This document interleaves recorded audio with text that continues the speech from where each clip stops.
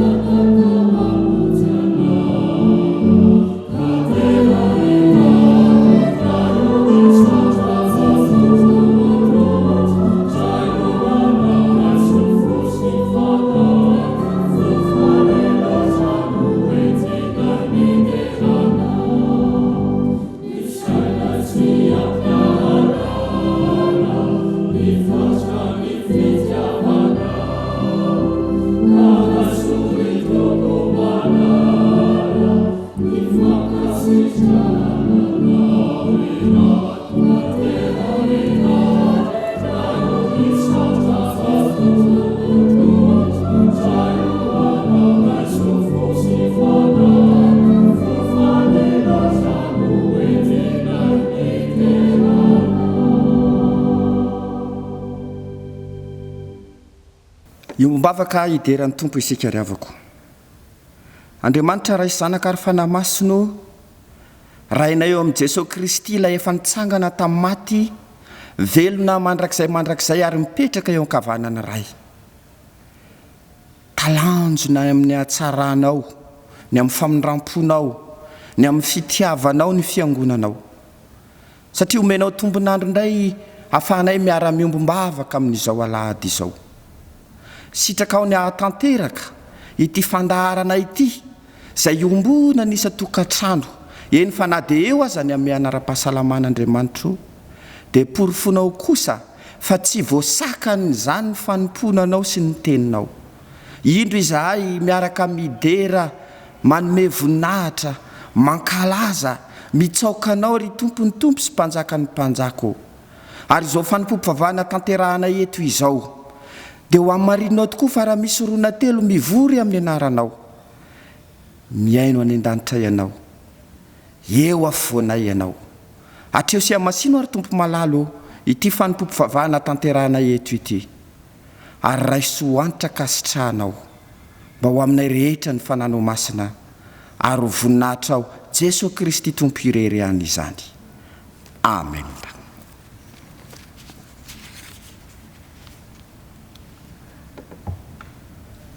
Ravana malala rehetra ho amin'ny tompo, izao ny sitrapon'Andriamanitra izay zarain'ny tompo amin'ny fiangonana amin'ity alahady ity. Fa hoy ny tenin'Andriamanitra, koa raha niarana tsangana tamin'i Kristy ianareo dia katsao ny zavatra any ambony, any amin'ny toeran'i Kristy, izay mipetraka eo amin'ny tanana ankavanan'Andriamanitra. Saino ny zavatra any ambony fa tsy ny zavatra ety an-tany. Fa efa maty ianareo, ary ny fiainanareo miara-miafina amin'ny Kristy ao amin'Andriamanitra. Raha iseho Kristy fiainantsika, dia hiara-miseho aminy koa amin'ny voninahitra ianareo. Sambatra ny mahitsy lalana izay mandeha araka ny lalan'i Jehova, sambatra izay mitandrina ny teny vavolombelony ka mitady azy amin'ny fo rehetra. Ravako malala manoloana izany sitrapon'Andriamanitra izany, dia indro omeny tompo fotoana isika isainana izany sitrapon'Andriamanitra izany, hiaiko koa ny fahotantsika sy ny tsy fahatanterahantsika, anavao ny fanoloana tenantsika eo anatrehan'Andriamanitra ka handray ny fanadiovany Jesosy Kristy tompontsika. Manasanao ary ombona amin'izao vavaka fifonana izao. Jesosy Kristy tomponay, ilay fananganana amin'ny maty sy fiainanao, misaotra anao indrindra izahay noho ny amin'ny sitraponao nampitainao amin'ny fiangonana, mba tsy hijery ny zavatry ny tany any fa tena hikatsaka ny zavatra any ambony koa. Iombonao aminao Andriamanitra, hiaraka hitoetra ao aminao Kristy, amin'ny fampanantenana omenao fa ho avy indray ianao ka handray anay, hitondranay ho any aminao. Misaotra anao izay Andriamanitra noho ny amin'ny sitraponao, misarika anay isaina ny zavatra any ambony. Fantatray Tompo fa raha ny fahotanay sy ny tsy fahatanterahanay, raha izay rehetra nataonay ka tsy mifanaraka tamin'ny sitraponao, mitondranay ho amin'ny fahafatesana mandrakizay izany. Fa noho ny amin'ny fanoloranao ny tenanao teo amin'ny hazo fijaliana, nandatsahanao ny ranao mba ho avitra sy fanadiovanao anay, dia indro afenao amin'ny fahatsaranao izay Jesosy Kristy Tompo, ka ianao Kristy no tonga fiainana indray amin'ny ho avy. Tompo maniry izahay, iompim-piainana aminao, tsy ho tafasaraka aminao, ka mangata-pamelana aminao izay Andriamanitra, amin'ny fahotanay rehetra, amin'ny hevitra rehetra mampisaraka anay aminao, mamindra fo aminay. Koseho amin'ny ranao soa, ny loto ny fonay. Mangataka aminao izay mba ho raisinao ny fiantoranao aminao Andriamanitra, ary ny fangataham-pifonana aminao, ka mindra fo aminay ianao, amela ny elokay. Mifona aminao izay Andriamanitra, mamindra fo aminay. Noho ny amin'ny Jesosy Kristy Tomponay. Amen.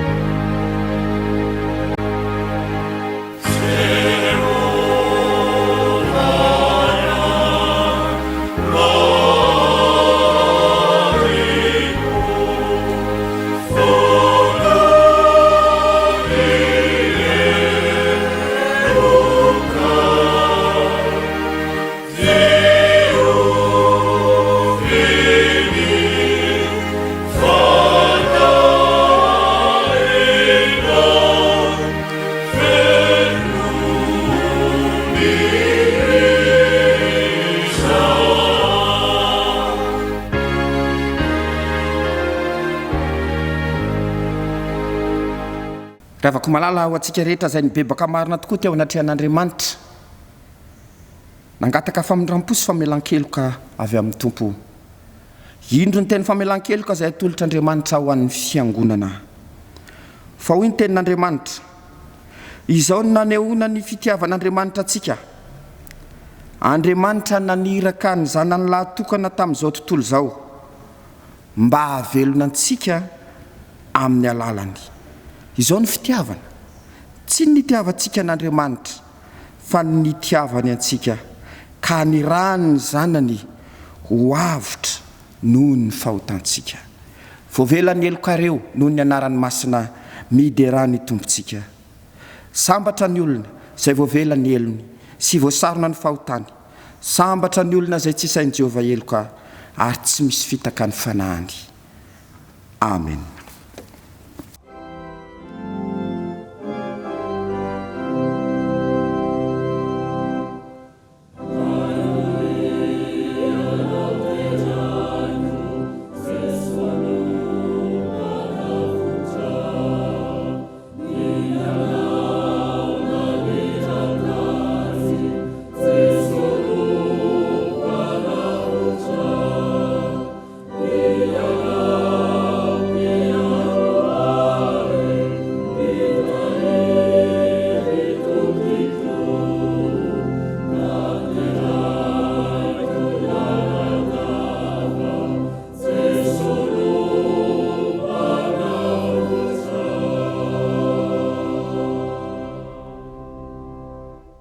Ny mpanota voavela eloka ary avako malala dia sahy maneho ny finoany, manambara ny finoany eo anatrehan'Andriamanitra, eo anatrehan'ny fiangonana, ka manasa antsika rehetra hijoro vavolombelona amin'izany fanambaram-pinoana izany. Ny fanekem-pinoana Nikeana, fanekem-pinoana laharana faharoa no iarahantsika manonona amin'ny anaran'i Jesosy. Isika mino an'Andriamanitra iray, raitsotoa, mpanao ny lanitra sy ny tany, ary ny zavatra rehetra na ny hita na ny tsy hita. Ary an' Jesosy Kristy Tompo iray, zanaka lahatokan'Andriamanitra, nateraky ny rainy talohan'izao rehetra izao, ny mazava avy amin'ny mazava, Andriamanitra tokoa avy amin'Andriamanitra, nateraka fa tsy natao, miray amin'ny zavatra rehetra. Izy no nahariana izao tontolo izao, noho ny amintsika olombelona sady ho famonjenantsika, dia nidina avy tany an-danitra izy, ary nataony fanahy masina nofo avy tamin'ny Maria Virjiny, dia tonga olona izy. Nombona teo amin'ny hazo fijaliana ho fanavotana antsika tamin'ny nanampahan'ny Ponty Pilato izy. Nijaly izy ka nalevona, nitsangana tamin'ny maty tamin'ny andro fahatelo arak'izay voasoratra izy. Niakatra ao any an-danitra izy, ary mipetraka ao an-tananakavanany ray. Avy any aviany indray amin'ny voninahitra hitsara ny velona sy ny maty ary mandrak'izay ny fanjakany. Isika mino ny fanahy masina, Tompo sady mpanome aina, izay avy amin'ny ray sy ny zanaka, ka hitsaona sy ankalazaina miaraka amin'ny ray sy ny zanaka. Izy dia niteny tamin'ny vava amin'ny mpaminany. Isika mino ny fiangonana iray, masina, miorina amin'ny fanambaran'ny apôstôly ary manerana izao tontolo izao. Isika manaiky ny batisa iray ho famelan-keloka sady manantena ny fitsanganan'ny maty ary ny fiainana mandrakizay. Amen.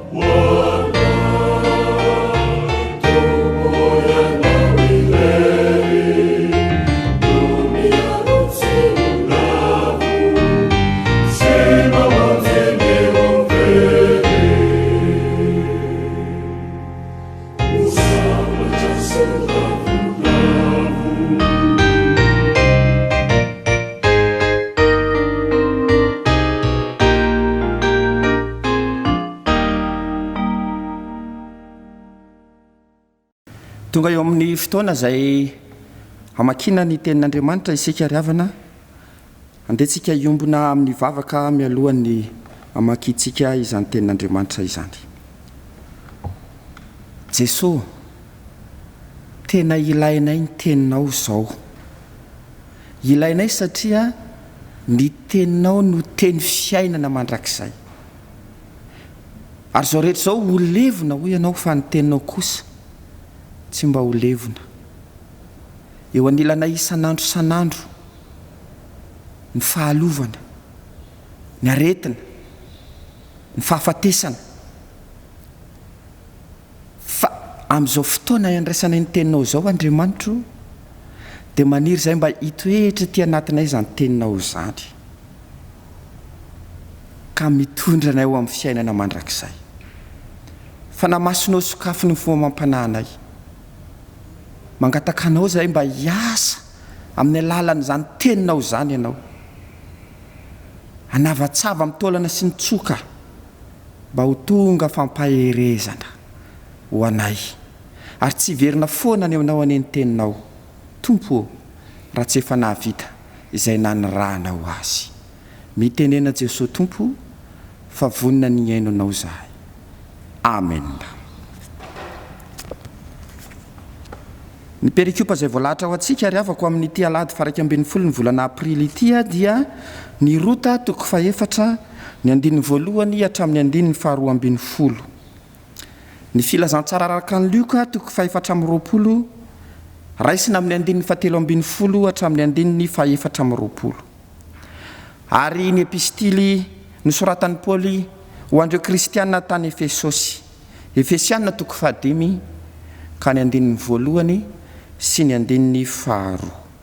Izay ho vakina sy akana afatra amin'ny tian'io ity dia ny Efesianina toko fahadimy ny andininy voalohany sy ny andininy faharoa. Izao ny fivaky ny teny amin'ny anaran'i Jesosy Kristy Tompontsika.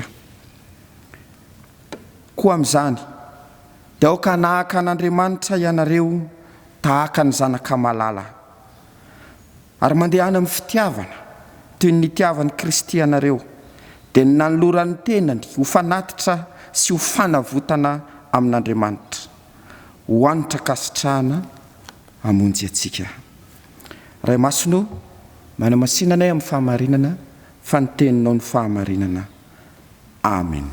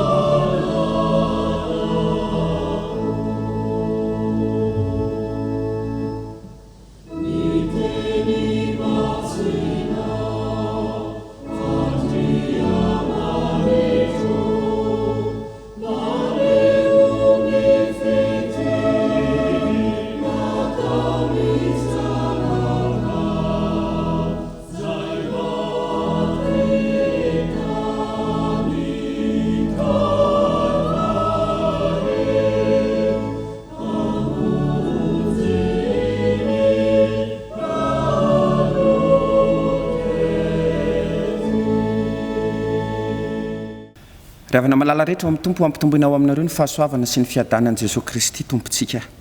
Misaotra ny tompontsika noho ny amin'ny tenin'Andriamanitra izay novakina tamintsika teo.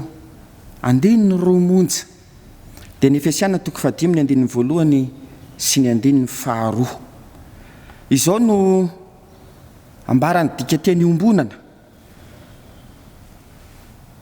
Koa manahafa an'Andriamanitra ianareo satria zanaka lalainy. Ny fitiavana no ka hanenika ny fitondrantenanareo tahaka ny itiavan'ny Kristy antsika sy nanoloran'ny tena tamin'Andriamanitra toy ny fanatitra sy sorona manitra mamaherovero ho fanasoavana antsika.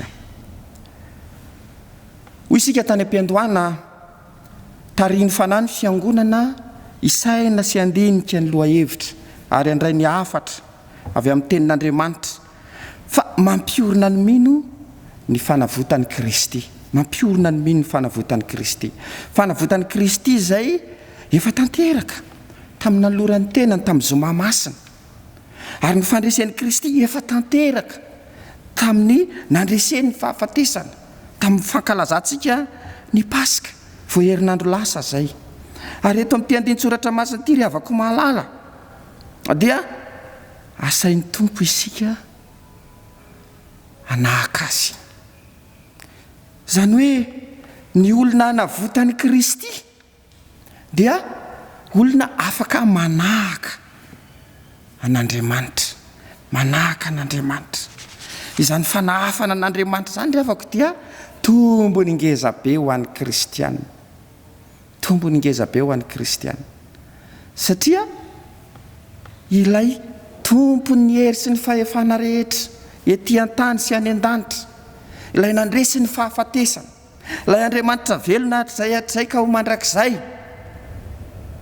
Io Andriamanitra io no ambarany apôstôly Paoly fa azo tafina. Raha jerena ry havako ny teny fototra dia tena miara-dalana mihitsy, tahaka ny tanaka avy sy havanana, ny tongotra avy sy havanana. Ny hoe manahaka dia voalohany dia izay ataon'Andriamanitra dia ataonao. Raha ho an'ny ankizy zany zao dia raha miteny hoe atsangako ny tanako ankavanana dia mba ataonareo koa ny ianareo dia mba atsanganareo koa zany ny tananareo. Atsangako ny tananako ankavia dia atsanganareo koa ny tananareo zany. Dia iny zany dia zay ataoko ny ataonareo. Zay no heviny rakizy, zany hoe manahaka.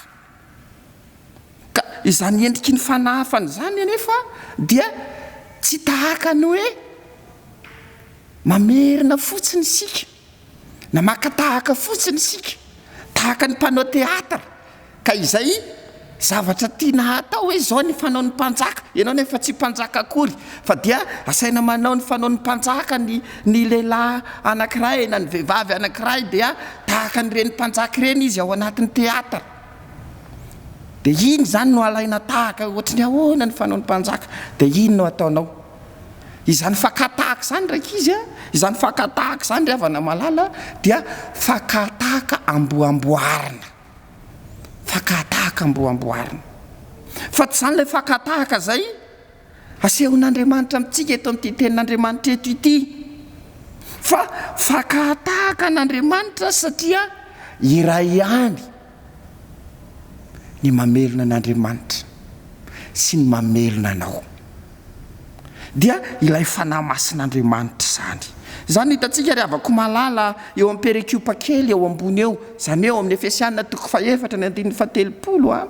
Dia zao ny ambaran'ny tenin'Andriamanitra amintsika ao manao hoe aza mampalahelo ny fanahy masin'Andriamanitra izay nanisiana tomboka asehanareo ho amin'ny andro fanavotana. Izany hoe ilay famonjena antsika ka mahatonga antsika ho zanak'Andriamanitra, ilay mahatonga antsika hivelona aka tahaka an'Andriamanitra, dia satria ny fanahy masin'Andriamanitra no miasa ao anatintsika. Ny fisainan'Andriamanitra no misaina ao anatintsika. Ny fomba an'Andriamanitra no mitarika antsika ho amin'izany. Zany mazava-dehibe ry havako malala ny fitarian-dalan'ny fanahy masina, ka hiatsoana antsika mba handeha araka ny fanahy, handeha araka ny fanahy. Ary hitantsika izany ry havako malala amin'ny fitondran-tena, amin'ny fifandraisanao amin'ny mpiarabelona, amin'izay rehetra entinao mifanerasera eo amin'ny fiarahamonina, ka hitantaratra amin'ny fiainanao fa tariany fanahy masin'Andriamanitra ianao, manahaka an'Andriamanitra ianao. Ilany ankavanana zany. Fa ny ilany ankavia hoy isika raha ny teny fototra ny jerena dia manara-diko ny heviny. Zany hoe ilay antson'ny tenin'Andriamanitra amintsika dia hoe koa amin'izany dia aoka anaradia an'Andriamanitra ianareo, anaradia tahaka ny zanaka malala. Andriamanitra zany no mitarika, Andriamanitra no mialo lalana, Andriamanitra no misava zay rehetra tokony alehan'ny zanany malala. Zany ny endriky ny tenin'Andriamanitra aseho eto ry havako malala. Mahamaika zany ry havako malala amin'ny fanarahana an'Andriamanitra dia ny hoe manana toe-po afaka manaradia an'Andriamanitra vaho, manana toe-panahy mendrika izany fanarahana an'Andriamanitra zany vaho. Amin'izao vanim-potoana iainantsika zao, tao anatina taona maromaro zay, dia tena zava-dehibe ny fianarana mahakasika ny fitariana, mba ho mpitarika ianao, mba hisy mpanaraka ianao, mba ho modely ianao. Fa ny afatry ny tenin'Andriamanitra amintsika ry havako malala dia zao: apetrao Andriamanitra no hitarika anao ka ianao anaraka azy. Ny lalan'Andriamanitra izany no mba hombanao koa. Zany nitenenan'ny Tompo manao hoe izao ny mpiandry tsara, ny mpiandry tsara manolotra ny ainy hamonjy ny ondry. Izy no hitarika atsika ho amin'ny lalana marina, izay lalana alehan'Andriamanitra dia fantatsika ry havako malala fa lalana mitondra ho amin'ny sitrapony zany, ho amin'ny fiainany zany, ho amin'ny mandrakizay zany. Ka ny afatry ny tenin'Andriamanitra amintsika raha mitenitsika hoe anahaka an'Andriamanitra, ary zany no tenin'Andriamanitra voalohany eto hoe aoka anahaka an'Andriamanitra ianareo tahaka ny zanaka malala, ry havako malala. Dia tsy hoe andeha anaraka an'Andriamanitra fotsiny isika fa voavela eloka, fa manaraka an'Andriamanitra isika satria nampidiriny ao anatin'ny ankohonany. Zany no hitantsika manahaka an'Andriamanitra ianareo tahaka ny zanaka malala. Apetraka Andriamanitra ho tahaka ny zanaka malala isika. Noho izany tsy mpanao teatra ka zay atao zay tokony ho ataon'ny mpanjaka no ataontsika, fa tena iray raha, iray aina ao amin'Andriamanitra isika, iray aina ao amin'i Jesosy Kristy isika. Ary zany no endrika ilay fanasan'ny Tompo zay raisitsika isam-bola. Zany ny endrika ilay fiombonana latabatra amin'ny Tompo, mba ny tenan'ny Kristy, ny rany Kristy no raisitsika amin'ny finoana ka mamelona atsika ao anaty. Zany no asaina apôstôly Paoly miteny manao hoe tsy zatso ny velona, Kristy ny velona atao anatiko. Ry havako malala, ny fanahafana ny Kristy, ny fanarahana an'Andriamanitra arak'izany dia toetra n'Andriamanitra raika tapisaka ao anatin'ny olona mino azy, ao anatin'ny olona resy lahatra, fa tena nandray ny fanavotan'ny Kristy ho azy. Ny fomban'ny Kristy tonga fombany. Mova tsy tahaka izany ny fomba tazan'ny fiarahamonina eo amin'ny fifandraisan'ny ray aman-dreny sy ny zanaka, ka rehefa mandeha ohatra ny zanaka lahy sy ny dadany eny amin'ny lalana, na rehefa misy zavatra atao dia tohatra misy fihetsika mitovy ho azy, tsy atao ampananiny, fa satria iray raha ny rainy sy ny zanany dia mitovy ny fombany, mitovy ny fihetsiny, mitovy koa aza ny feony, na amin'ny fatoriny azy mitovy. Dia tahaka izany koa ny endrika asehon'Andriamanitra, ny amin'ny fanahafana azy, ilay fisainan'Andriamanitra, ilay fiainan'Andriamanitra afaka hivelomanao zany, manahafa an'Andriamanitra. Zany no afatra entin'ny tenin'Andriamanitra amintsika. Fa ny afatra faharoa entin'ny tenin'Andriamanitra amintsika ry havako malala dia hoe ity eto amin'ny Efesianina 5:1 sy 5 ty koa dia tsy hoe karohana lavitra be akory zany endriky ny fanahafany zany, fa tsy maintsy misy faka izay hivelomanao isan'andro san'andro, tsy maintsy misy modely zay arahanao isan'andro san'andro. Ary zany no ambaran'ny tenin'Andriamanitra amintsika hoe eo amin'ny 5 mandehana amin'ny fitiavana toy ny itiavan'ny Kristy ianareo, toy ny itiavan'ny Kristy ianareo. Ay zany izany fanahafana an'Andriamanitra zany ahatonga antsika iorina tsara amin'ny fanavotan'ny Kristy dia tsy maintsy mitodika ao amin'i Jesosy Kristy zany. Tsy maintsy mitodika ao amin'ilay tena modely zany. Ary zany no afatra faharoa entiny tenin'Andriamanitra amintsika ry havako malala. Dia ny ahafahantsika manaka ary mandray ho modely any Kristy. Ary zao ny torolalana omeny apôstôly Paoly ny amin'izany hoe raha manaraka any Kristy zany sika, raha Kristy no ataontsika modely, dia maika ary vaindohan-draharaha ny hoe mandeha amin'ny fitiavana, miaina amin'ny fitiavana, mampiasa ny fitiavana ary mazava ho azy zany. Satria nahoana? Andriamanitra ny fitiavana. Andriamanitra ny fitiavana. Raha amin'ny mahataranaky Adama atsika dia tsy mandeha ho azy. Tsy mandeha ho azy zany manaraka amin'ny fitiavana zany na mandeha amin'ny fitiavana zany. Mety mandeha amin'ny fitiavana fa mandeha amin'ny fitiavan-tena. Ary zany nge nalava any Adama sy Eva, te hitovy laharana amin'Andriamanitra izy. Ka nanaraka ny feon'ny Satana.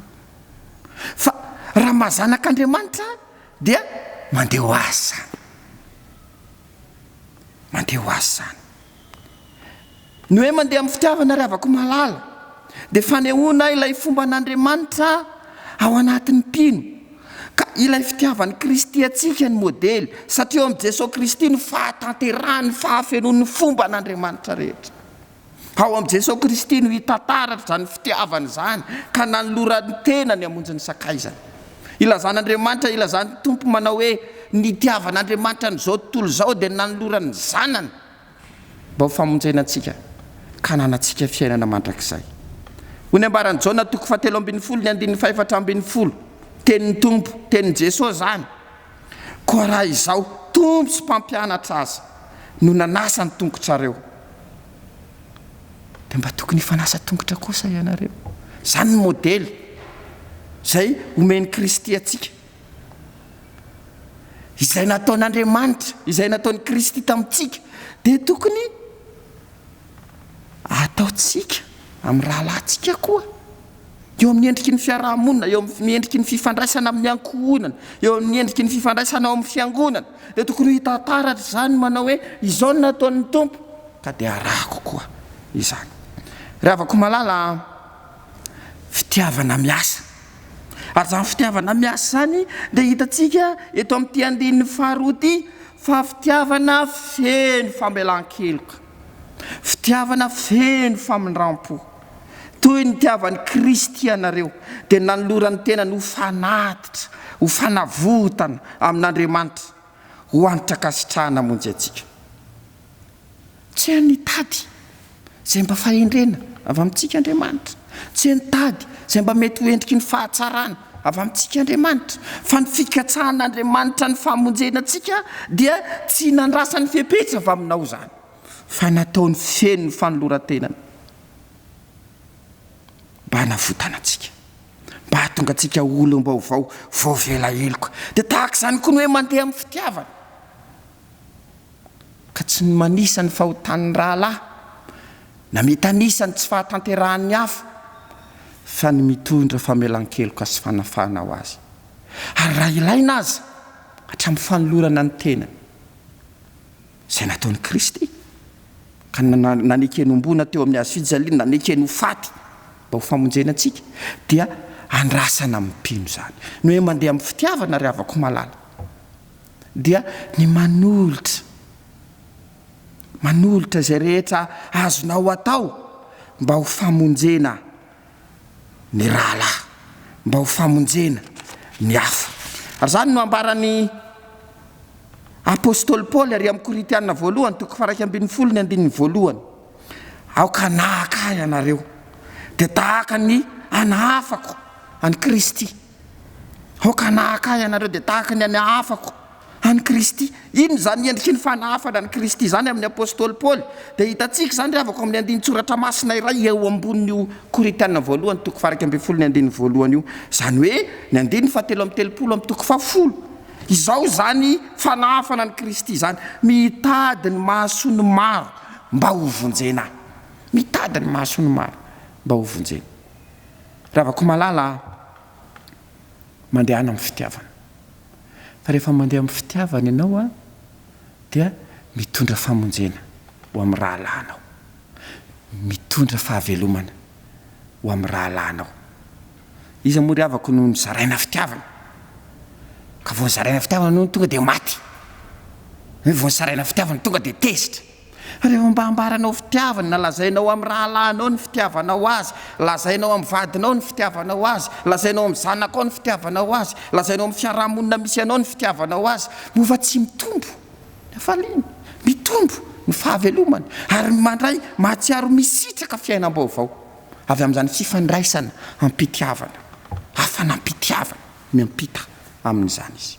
Ravako malala rehetra ao amin'ny tompo ny hoe miaina na miorina amin'ny fanavotan'i Kristy dia hitataratra ao anatin'ny fiainany, fitondran-tenany mandeha amin'ny fitiavana izy. Ary rehefa mandeha amin'ny fitiavana ianao dia manam-pitiavana. Olana be manko ny tsy ampy fitiavana na ny tsy manam-pitiavana, satria dia difitra ao anatin'ny famoizam-po, difitra ao anatin'ny fahireritena, mahatsiaro voailika rehefa tsy manam-pitiavana.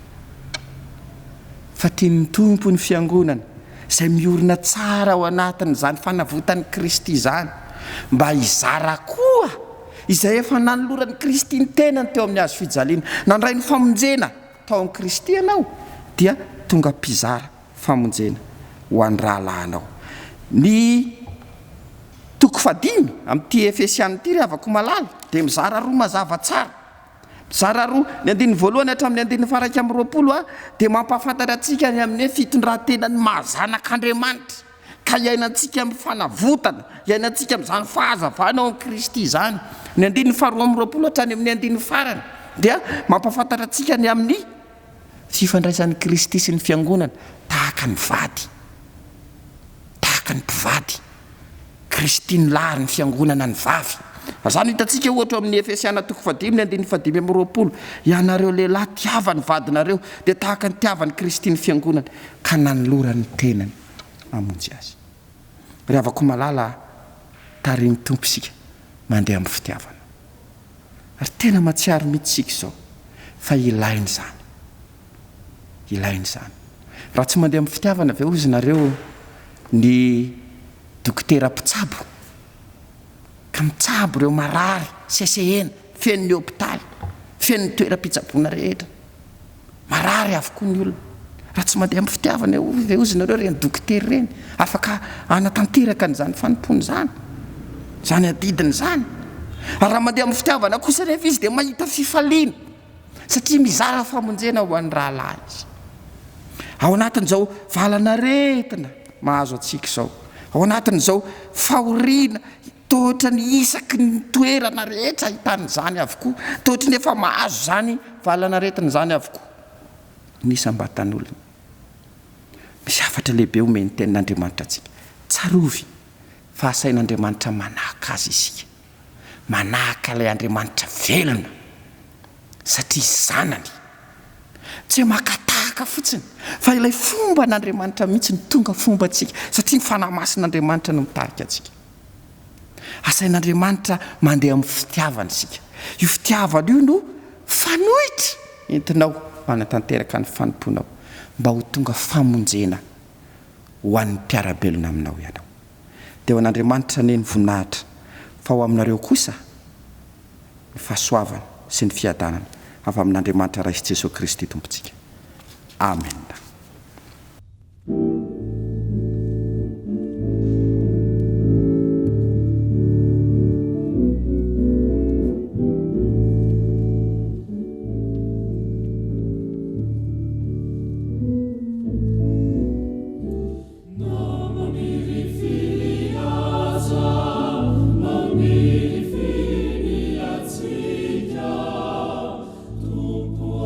Fukua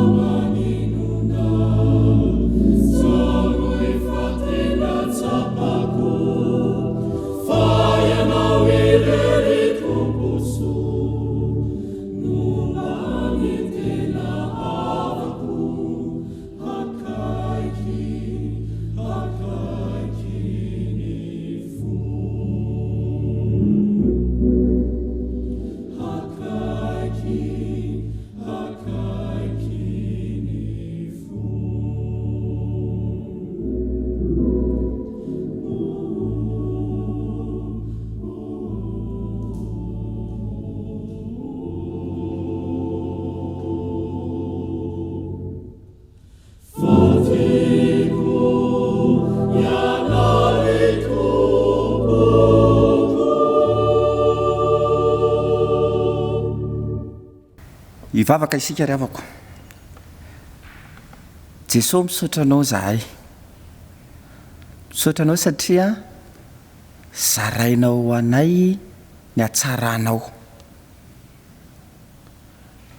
Tianao zahay anahaka anao. Tena hitoetra sy hitondra tena amin'ny mahazanak'Andriamanitra.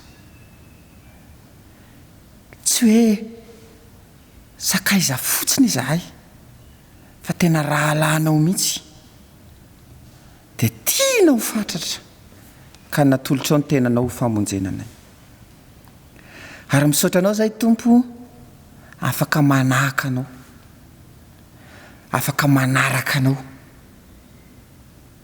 Mahazo antoka izay amin'izany fa ny lalana rehetra tokony hizoranay dia ny alohavanao zany, eo am-pelantananao ny fiainanay, ny sandrinao ankavanana no mitantananay, eo ambany elatrao ny mombanay rehetra. Ary misaotra noho ny amin'ny teninao mampafantatra anay Andriamanitra, fa omenao tombony izahay ka afaka miaina ny fiainany zanak'Andriamanitra manomboka izao. Mangataka aminao ary zay Tompo malala,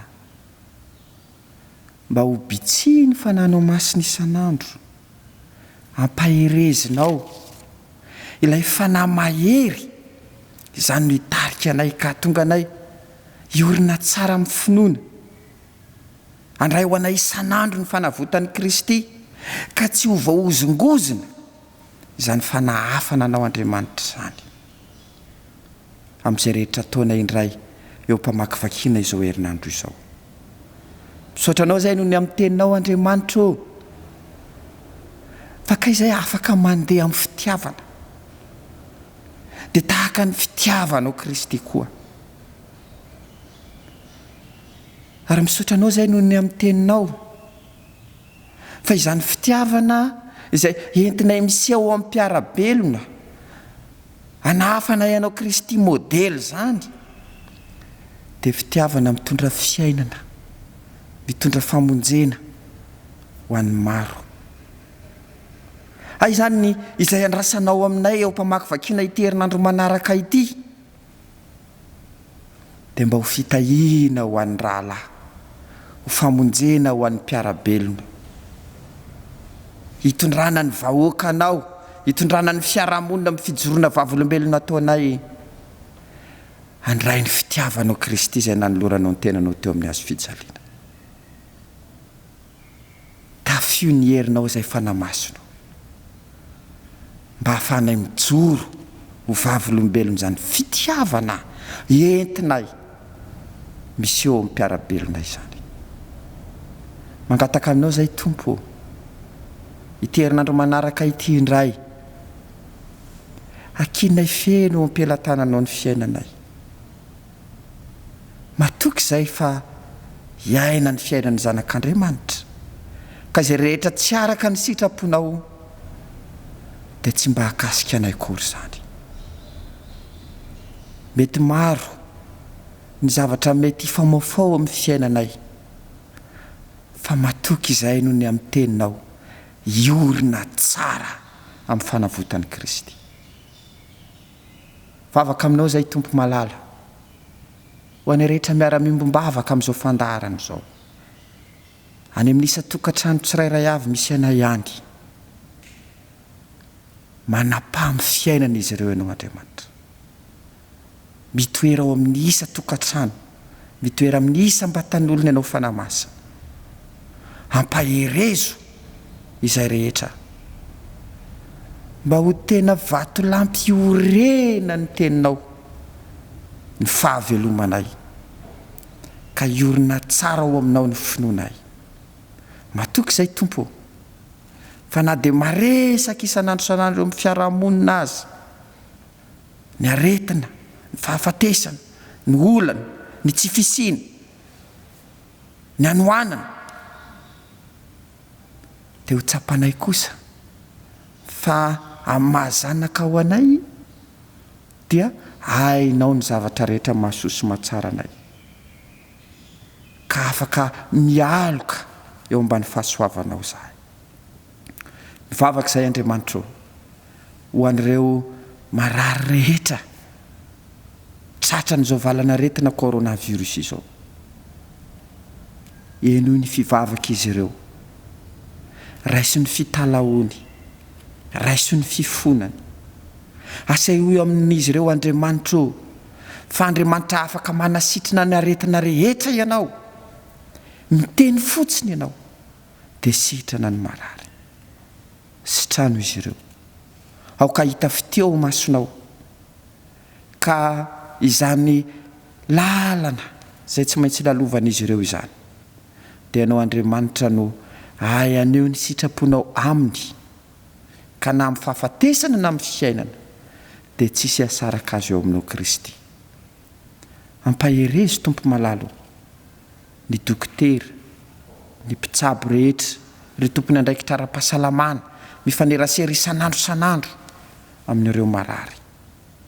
Ampaherezo izy ireo, omeo fahasalamana izy ireo, omeo tanjaka izy ireo, arovy izy ireo, mba afaka tanteraka izany adidiny izany, ka hitondra fanasitranana ho an'ny marary, ny fisiany izy ireo sy ny fifaneraserana amin'izany marary izany. Mivavaka izahay ho an'ireo fianakaviana tsy maintsy miara-mifanosina amin'ny marary, mba ho arovanao koa izy ireny, ka hanampy azy ireo ianao amin'ny fikarakarana ny marary, hanampy azy ireo ianao na amin'ny ara-bola, na amin'ny ara-potoana, na amin'ny ara-pitaovana, amin'ny fitadiavana fanafody, hanampy azy ireo ianao. Matoky izay Tompo malala, fa Andriamanitra eo anilan'izy ireny koa ianao, ka mampahery azy amin'ny fanatanterahany adidiny. Vavaka aminao izay eo amin'ny fiainany ity fiangonana FJK Mahatrano Vato Faravohitra ity. Matoky izay Tompo, fa izao fanompompivavahana tanterahana amin'ny fandaharana amin'ny ainao manjery izao koa, dia ampiorenanao ny finoany ny zanaky ny fiangonanao eto amin'ity FJK Mahatrano Vato Faravohitra ity, ka afahan'izy ireo mijoro vavolombelona, afahan'izy ireo mandeha amin'ny fitiavana, miasa amin'ny fitiavana, mitondra famonjena ho an'ny maro, ka amin'izay anjara biriky andrasanao amin'ity fiangonana ity sy ny kristianinao aminy, hijerena ny mila vony sy ny fadiran'ovana, hijerena ny fiainan'ny fiangonana manontolo, dia hanampy azy ireo ianao amin'ny fanatanterahana izany. Jereo manokana, ray aman-dreny mpitandrina mivady ny ankohonany, ianao no tarika azy ireo atrany, hanome hery tanjaka fahasalamana azy, ary ianao Andriamanitra no hanampy azy amin'ny fitondrana ny fiangonanao eto amin'ity fiangonana misy anay ity. Vavaka aminao izay Andriamanitra, ho amin'ny fiainan'ny fiangonan'i Jesosy Kristy eto Madagasikara. Ny fanatanterahana ny fivorian'ny mpiandraikitra foibe izay tokony atao atoato akiny eo am-pelantaranao ny fahatanterahana izany. Tahaka izany koa ny synôda lehibe ny fiangonanao izay tokony ho tanterahana amin'ny volana Aogositra. Ianao Andriamanitra koa no anakinana izany satria asanao izany, asan'ny fiangonanao izany, mba ahafahanao mijoro vavolombelona, ahafahana miaraka mijoro vavolombelona amin'ny fanahafana anao Kristy. Dia aoka ho asehonao amin'izany fandaharam-potoanan'ny fiangonana izany koa ny sitraponao. Mino izay Andriamanitra fa hainao ny zavatra rehetra ary eo am-pelantananao koa ny fiainanay, ka dia mahazo antoka izay Andriamanitra fa afaka hijoro vavolombelonao amin'ny tombonandro mbola omenao anay amin'ny ho avy. Rainay eo izay ny an-danitra ho amasinina ny anaranao, ho tonga ny fanjakanao, atao any ny sitraponao ety an-tany takina ny an-danitra. Omeo anay anio izay anina sahaza ao anay, ary mamelana elokay tahaka ny namelanay izay meloka taminay. Ary aza mitondra anay ao amin'ny fakapanahy, fa manafanay amin'ny ratsy, fa anao ny fanjakana sy ny hery, anao ny voninahitra mandrakizay. Amen.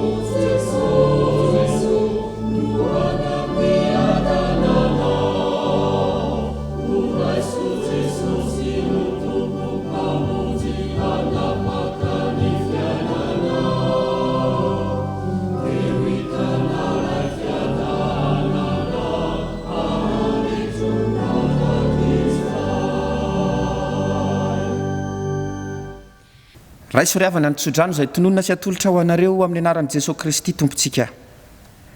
Andriamanitry ny fiadanana ane hamasina anareo samy ho tanteraka. Ka ho kaharovana avokoa ny fanahinareo, ny ainareo, ny tenanareo ho tanteraka ka tsy hanantsiny amin'ny fiavian'i Jesosy Kristy Tompontsika. Matoky izay ny antso anareo, sady izy ihany no anefa izany. Mandehana amin'ny fifalian'ny tomponareo. Ho an'Andriamanitra irery ny voninahitra amin'ny anaran'ny Ray sy ny Zanaka ary ny fanahy masina. Amen.